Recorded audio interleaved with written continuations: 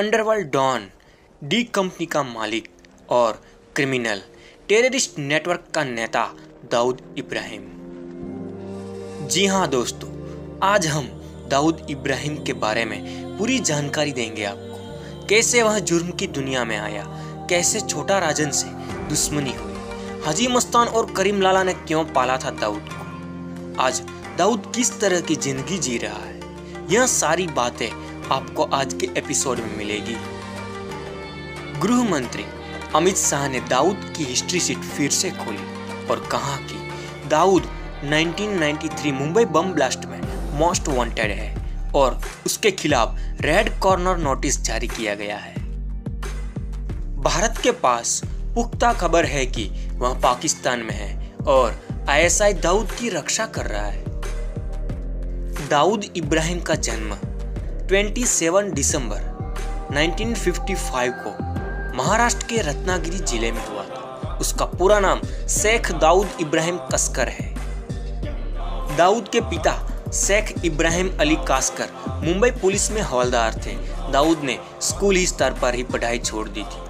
अपने शौक और बुरी आदतों के लिए दाऊद ने किशोर अवस्था में ही ड्रग्स सप्लाई, चोरी, डकैती, लूटपाट इत्यादि शुरू कर दिया था। घर वालों ने सोचा कि शादी के बाद शायद दाऊद सही रास्ते पर आ जाए, इसलिए उसकी शादी कर दी। दाऊद की शादी महज बिन उर्फ जुबीना जरीना से हुई। उसके 4 बच्चे हैं, जिनमें एक लड़का और 3 लड़कियां हैं। दाऊद की हाइट 5 फुट 4 इंच है। पहले दाऊद घनी मूंछ रखता था, अब क्लीन शेव है। इसके अलावा किसी को भी दाऊद का सटीक हुलिया नहीं मालूम। दाऊद के स्वास्थ्य की जानकारी भी किसी के पास नहीं। दाऊद के साथ एक डॉक्टर और 2 नर्स हमेशा रहती है। मुंबई क्राइम ब्रांच के अनुसार कराची में दाऊद के बंगले पर एक डॉक्टर हमेशा तैनात रहता है और वह दर रोज दाऊद का हेल्थ चेकअप करता है। एक डाइटिशियन भी है जो उसके आहार का विशेष ध्यान रखता है।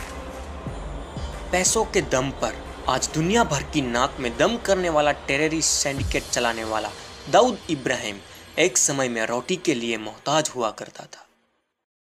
दाऊद के पिता कांस्टेबल थे और घर में अच्छा खाना तभी नसीब होता था जब स्मगलिंग की दुनिया के बेताज बादशाह हाजी मस्तान और करीम लाला की बख्शिश घर में आती थी। इन्हीं सब को बचपन से देखते हुए दाऊद बड़ा हुआ और खुद हाजी मस्तान की गैंग में शामिल हो गया।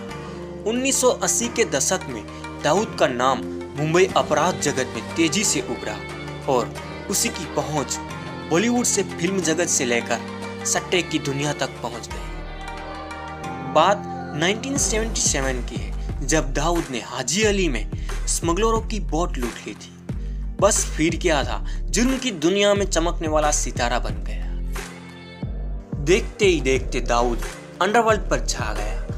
अब मुंबई दाऊद की थी। करीम लाला और हाजी मस्तान के साथ काम करते करते दाऊद को समझ में आ गया था कि अगर जुर्म को कारोबार में बदलना है तो रिहाइश वारदात की जगह से दूर होनी चाहिए। दाऊद ने मुंबई की जगह दुबई को अपना रिहाइश बनाया।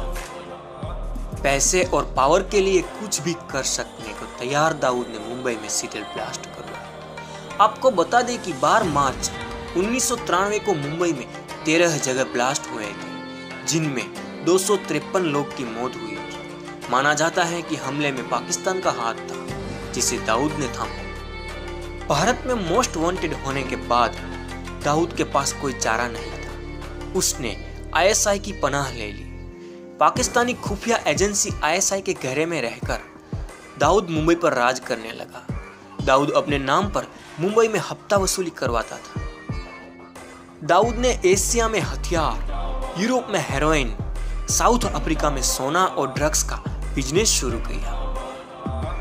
सरकारी रिकॉर्ड के मुताबिक दाऊद के पास इस वक्त $7 बिलियन यानी करीब 35,000 करोड़ की संपत्ति है। अब तक जुर्म के पैसे में रहकर किसी शख्स ने इतनी दौलत नहीं बनाई, लेकिन कहते हैं कि आज भी दाऊद का दिल मुंबई के लिए धड़कता है।